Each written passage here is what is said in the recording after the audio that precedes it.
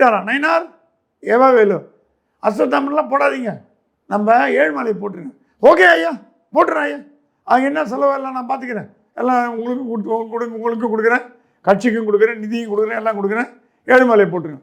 ஏழுமலை யாரோ கிட்ட சொன்னாங்க ஏழுமலை கேண்டிடேட், நான் சொன்னேன் அதெல்லாம் சொல்லாதீங்க, ஏழுமலைலாம் போட மாட்டாங்க, அங்கே அஸ்வத்தாமன் தான் இங்கே கஷ்டப்பட்டு ஒர்க் பண்ணியிருக்காரு. கரெக்டாக ஏழுமலை போட்டாங்க. இப்போ ஏவாவேலு சொல்கிறத கேட்கறது பாஜக தலைமையா? அப்போ ஏவாவேலுக்கு அடங்கி நடக்கிறீங்களா, மோடிக்கு அடங்கி நடக்கிறீங்களா, பாஜக வளரணும்னு நினைக்கிறீங்களா?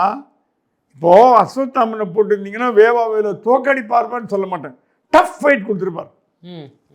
இப்போது பாஜக வேட்பாளர்கள் டஃப் ஃபைட் கொடுப்பாங்க. அந்த டஃப் ஃபைட் கொடுத்தா கூட எப்படி போன வாட்டி வானதி வந்து கமல்ஹாசனை வந்து அப்படியே முழுகடிச்சு அவன் திக்கி தள்ளி தான் கமல்ஹாசன் தோற்று போனார். கமல்ஹாசனே தோக்கச்சான்.